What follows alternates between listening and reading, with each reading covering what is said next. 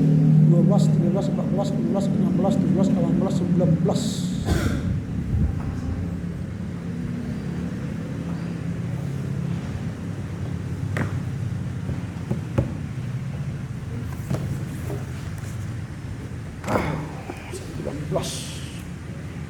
Ini tambah tadi satu lagi 20 tadi ya. Ini 20. 20 gagal kurang 36. 18 orang yang tambah dari sini. 18 orang.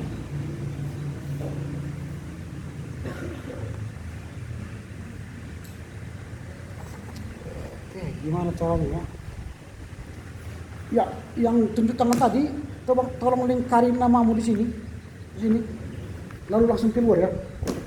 Belum saya kasih gagal, kesempatan terakhir minggu depan. Tolong lingkari aja namamu, silakan keluar. Saya masih kasih kesempatanmu berpikir untuk sekali lagi. Sekali lagi, saya ulangi, sekali lagi. Jika saudara tidak mau baca minggu depan, gagal. Terakhir, tulis lingkar namamu, keluar dari ruangan ini. Cepat.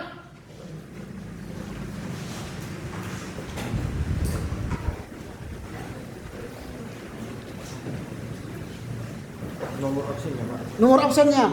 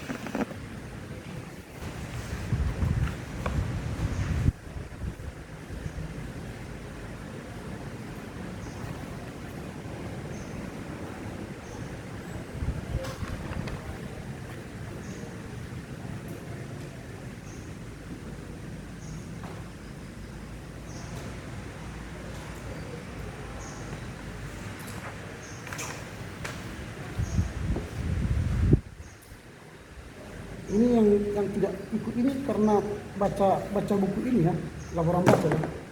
Selamat kalian ya. Siapa tadi yang laporan baca? 1,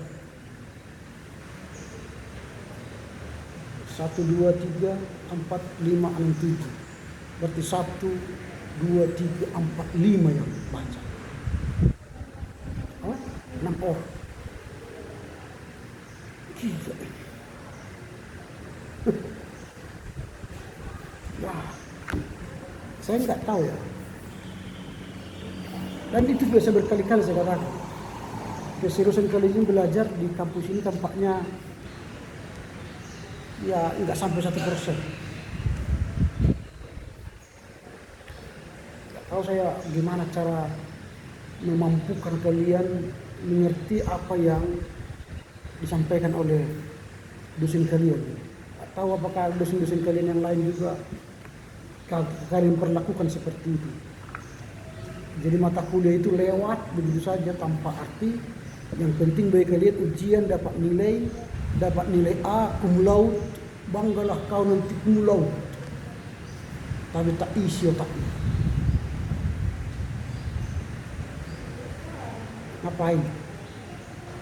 Ngapain saudara tamat dari sini tanpa berisi otak?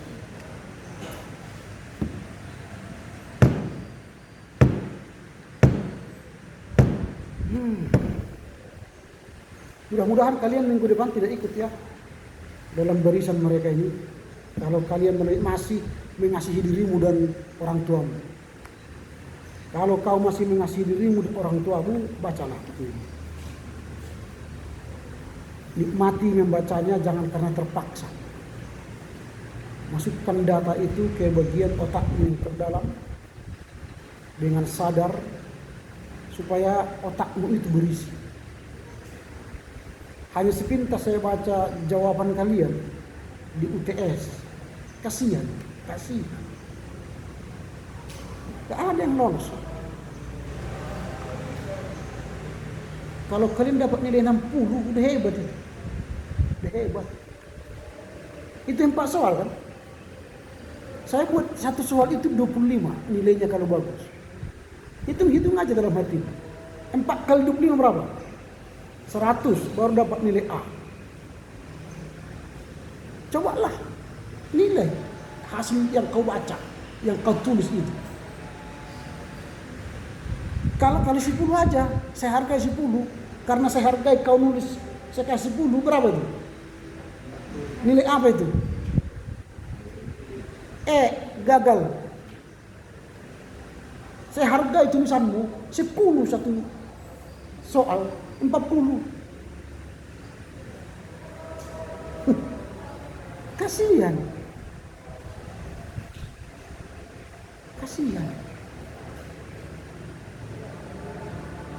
Gak ada isinya.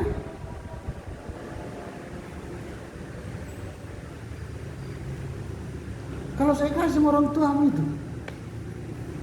waduh, capek dia, udah capek mencangkul di sawah, capek lagi lihat hasil kalian.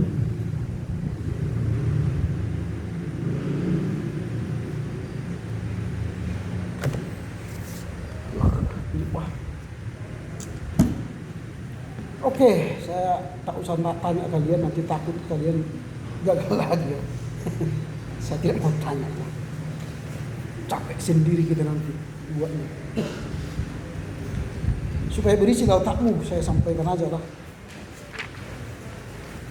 Seharusnya kalau kalian baca buku ini di bab 6 saja itu kalian sudah mengerti semua bab 7 sampai hasil sampai halaman 243 itu. Halaman 243 itu kalau kalian baca bab 6 sudah selesai. Penjelasan bab 6 inilah bab 7 ini sampai habis. Penjelasan, pendalaman materi. Intinya sebenarnya di bab 6. Itu aja pun gak kalian kuasai, baik yang melaporkan. Tidak kuasai. Intinya bab 6. Kalau kalian ingin mendalami baru masuk bab 7 misi Katolik. Dia mulai dari Jepang, Cina dan berakhir di India. Lalu misi Protestan dimulai dari mana? India. Itu harus kalian bisa bedakan. Kalau kalian bisa ngomong sudah ngerti sudah selesai kan? 3 menit selesai. Tapi karena kalian tidak membaca hanya untuk meringkas, langsung lompat misi Katolik, misi Protestan, misi di India, misi di Tiongkok, misi di... Tapi nggak ngerti apa ceritanya. Benang merah dari ceritamu itu nggak jelas. Jadi kalau kita baca ini kan judul besarnya Gereja Barat mengabarkan Injil di Asia. Siapa Gereja Barat yang mengabarkan Injil di Asia itu? Dari misi Katolik ada 2 negara yang menyebarkan Injil di Asia. Itu saya tanyakan tadi yang pertama, yaitu Portugis dan Spanyol. Lalu apa perbedaan misi Portugis dan Spanyol? Ini dijelaskan di sini. Kalau Portugis itu lebih sedikit orang mereka. Apa namanya? Penduduk mereka waktu itu masih 1 juta. Penduduk Spanyol 8 juta. Lalu misi Portugis, kalau kalian baca di sini bedanya sangat jauh bedanya. Nanti kan di sini dijelaskan nanti di sini.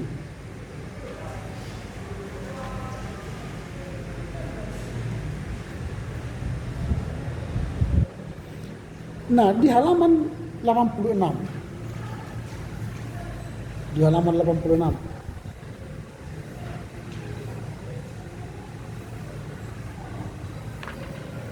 Terakhir di atas itu.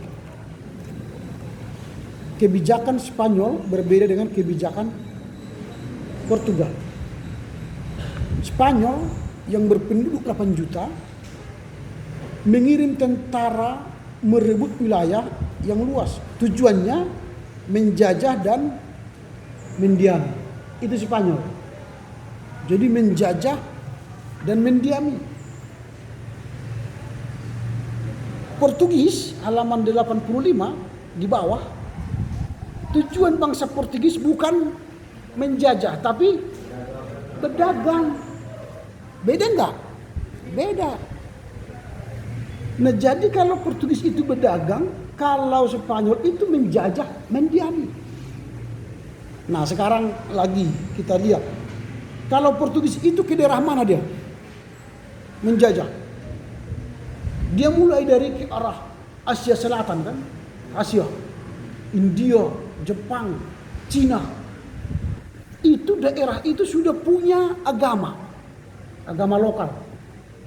Spanyol itu kemana? Amerika dan berakhir di Filipina. Di sana tidak ada banyak agama lokal. Makanya di agama di daerah jajahan Spanyol mayoritas itu Katolik. Amerika Utara Katolik, jajahan Spanyol, dan Filipina itu 100% Katolik.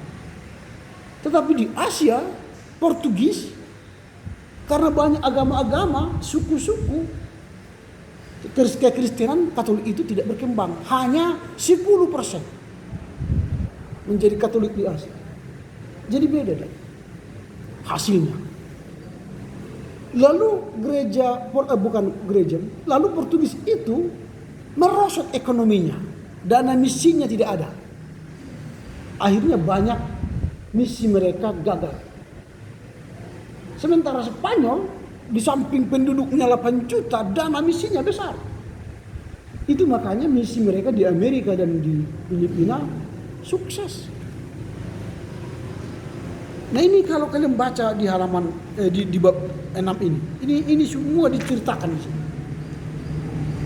Lalu ketika bicara soal Katolik, siapa yang diutus untuk menginjili?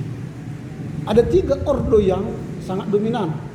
Ordo Serikat Yesuit, Fransiskan, dan Dominikan. Kalau Serikat Yesuit menginjili dengan 2 strategi. Strategi pertama, orang kaya didekati. Strategi kedua adalah orang terpelajar didekati. Di India dia cari orang-orang kaya bangsawan. Lalu ketika Franciscus Xaverius dibawa ke Jepang, ternyata dia lihat orang Jepang orang pintar, berubahlah strateginya yang kedua. Sementara Fransiskan dan Dominikan, mereka tidak suka strategi Yesuit. Mereka lebih suka menginjili kepada orang-orang miskin. Xaverius lebih suka memilih strategi Yesuit. Ini yang kita lihat kalau kalian baca di halaman 87. Di situ disebutkan bahwa ordo Serikat Yesuit dan Serikat dan Fransiskan dan Dominikan itu berbeda cara penginjilan. Nah ini kalau misi Katolik. Baru misi Katolik, siapa penyebar Injil, pekabar Injilnya? Di halaman 86 itu yang mereka gunakan ialah para rahib. Itulah yang menyebarkan misi itu, para rahib. Nah ini kalau kalian membaca buku, carilah poin-poin penting yang menjelaskan bagaimana gereja Barat itu di Asia. Itu misi Katolik. Sekarang kita lihat misi Protestan di halaman 87 berbeda dengan Katolik. Misi Protestan lebih lambat. Kan itu. Mengapa lebih lambat? Karena Protestan itu baru ada abad ke-16. Baru mulai 1517 Luther mengadakan gerakan di Jerman. Gaungnya itu kan 100 tahun berikutnya baru ada. Itu berarti abad ke-16, 17, 18, 19, 20 itu Protestan.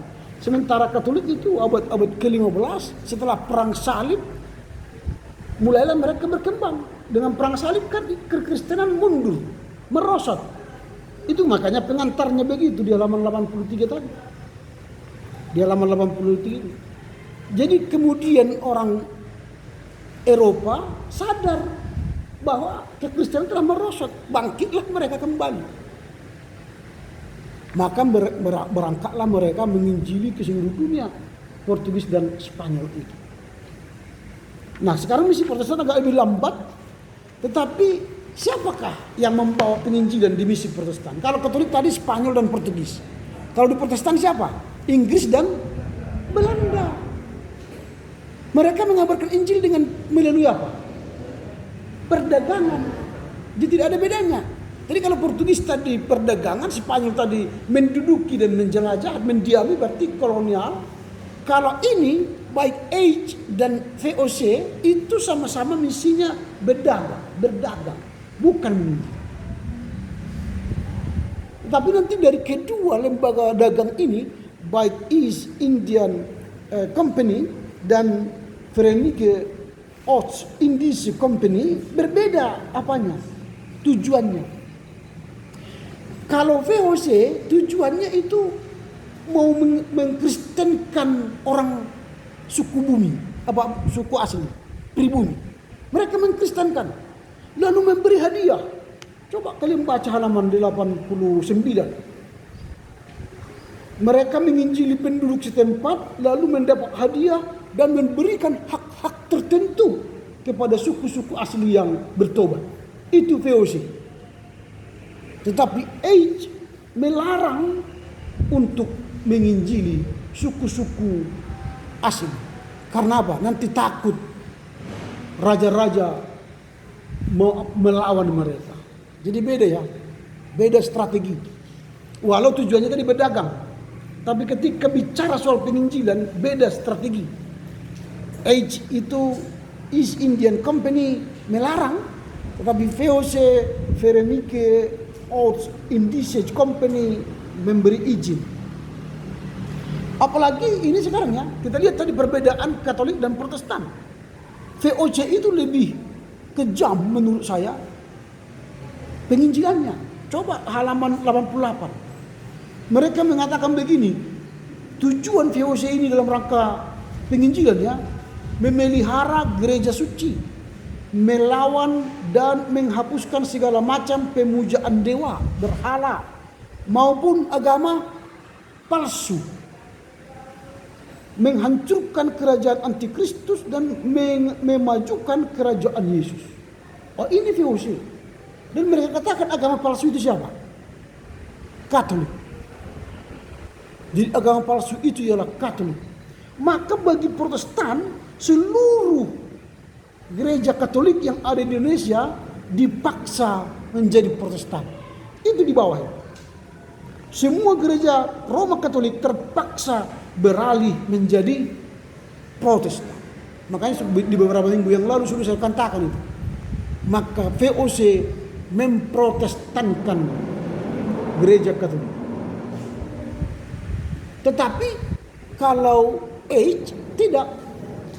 Makanya kalau kalian lihat di Filipina tidak ada pemprotestanan Katolik, atau di Amerika Utara tidak ada pemprotestanan Katolik, tetap Katolik.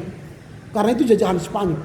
Tapi seluruh jajahan Portugis, Belanda ya, seluruh jajahan Belanda itu diwajibkan masuk Protestan. Tetapi jajahan Inggris tidak. Inggris kan menjajah Filipina ya, yang dijajah Spanyol dulu. Yang dijajah Portugis jatuh ke Belanda, yang dijajah Spanyol jatuh ke Inggris. Maka Malaysia jajahan Inggris. Nah itu, jadi ini yang kita lihat perbedaannya. Bagaimana perbedaan misi Protestan dan misi Katolik. Baru setelah itu, ini sekarang kan kita lihat ada dua negara, Inggris dan Protestan. Badan-badan misi yang datang ke Indonesia ialah dari Inggris kan. Yang pertama datang ke Tanah Batak kan Baptist Mission, missionary kan, 1834, Liman dan Munson yang dibunuh di Lubini. Lalu nanti datang lagi dari Inggris lagi, baru datang lagi dari Jerman, Rhine Mission Gesellschaft. Tapi sebelum Rhine Mission Gesellschaft datang Ermelo dari Belanda, datang NZG. NZG itu ke daerah Karo, ke daerah Jawa. NZG ini juga ada DZP yang Mennonite. banyak sekali dari Belanda, tapi dari Jerman hanya satu, Rheinischen-Gesellschaft, dari persekutuan orang-orang di Sungai Rhine. Nah, ini perkembangan yang berbeda lagi. Kalau Belanda tadi dan Inggris datang ke Indonesia membawa misi dengan perdagangannya. Nah, sekarang perkembangan baru di kala itu lahirnya Pietisme di Jerman. Lahirnya Pietisme itu mengakibatkan orang banyak bersekutu, bertobat, bersaksi, bahkan menginjili, baik di dalam dan luar. Pengaruh Jacob Spener itu sungguh luar biasa. Itu dijelaskan oleh Anderach setelah halaman 80 berapa itu? 89.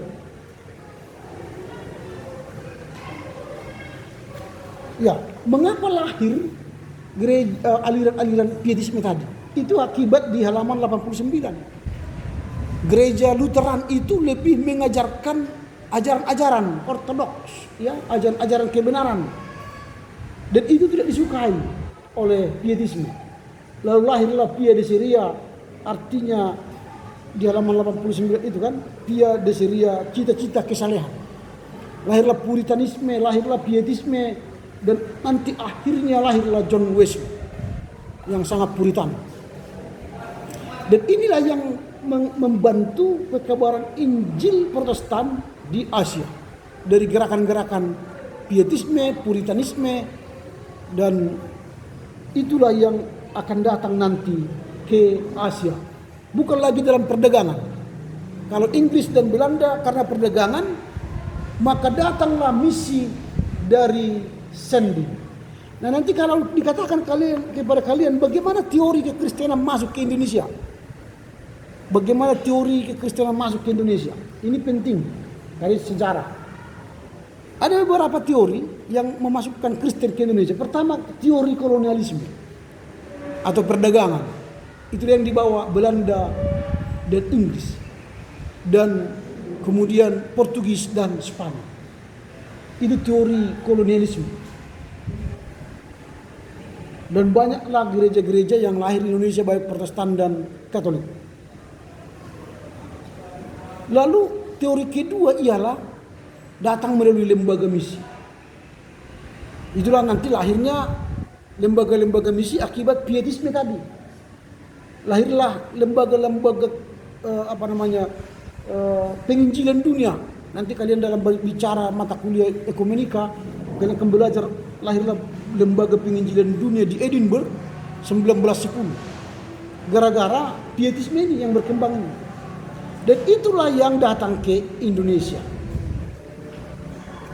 Nah, ini dijelaskan mulai dari halaman 90 kemudian sampai pada halaman 93.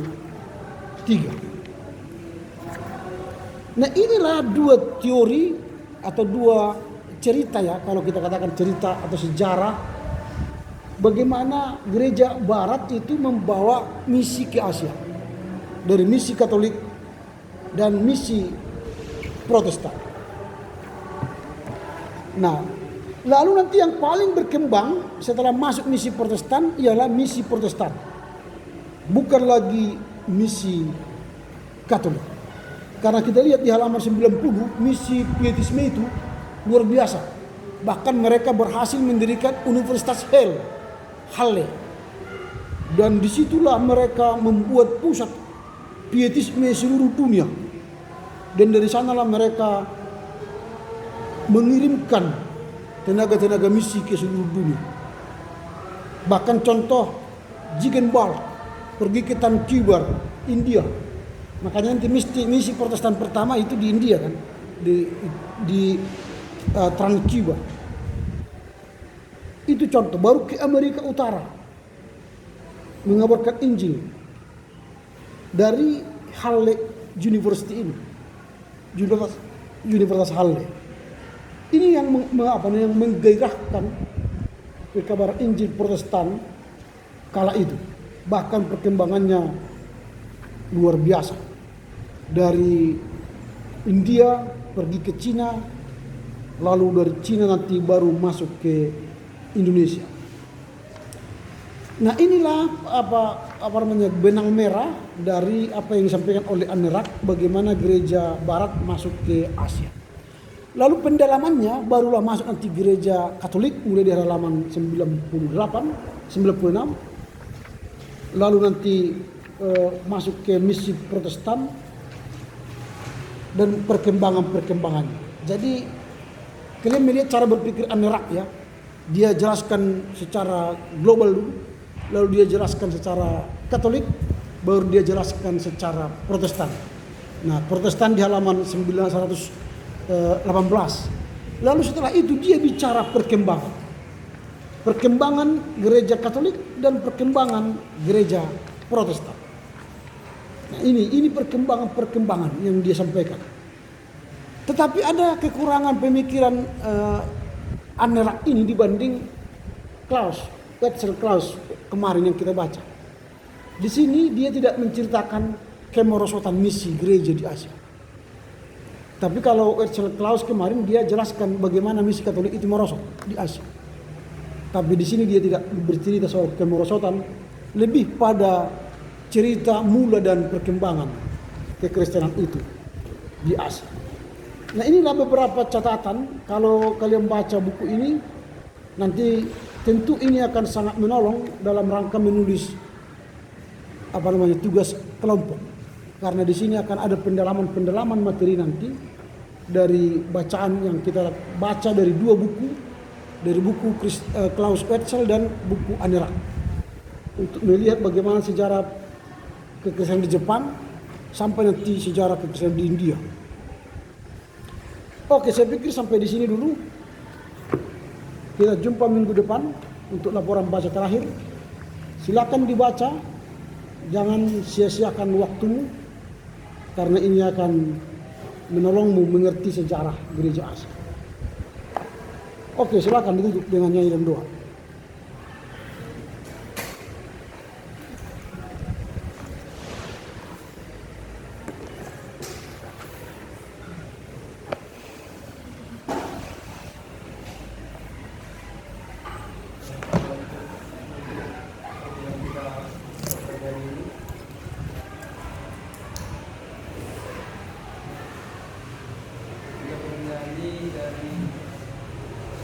Haleluya nomor 496 ayat 1 sudah saya registrasikan itu.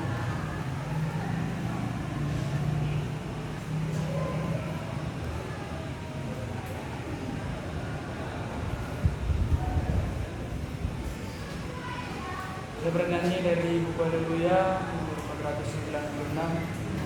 Dilo Tuhan naik batata 1, 2, 3 ya. Dilo Tuhan naik batata ada nukuliani ase manjalo haluau nabino bandi Kristusi dani onganilo diloni pateleng hamba pinggolmu ulang manusan holidoni bayu jumi panoramu. Kita bersatu dalam doa. Terima kasih Tuhan atas berkat kasih karunia Tuhan bagi telah selesai melaksanakan pekerjaan kami. Terima kasih juga atas materi yang telah disampaikan teman-teman dan Bapak Dosen. Biarlah kiranya apa yang telah disampaikan atau ilmu yang telah disampaikan teman-teman dan Bapak Dosen bisa kami ingat dan bisa kami maknai. Itu juga Tuhan, sebentar kami akan melanjutkan aktivitas kami dan Tuhan selalu lindungi dan menjaga kami. Menaga kami Tuhan yang kami panjatkan dalam Yesus Kristus Tuhan dan Juru Selamat kami. Amin. Amin. Oke, selamat pagi ya.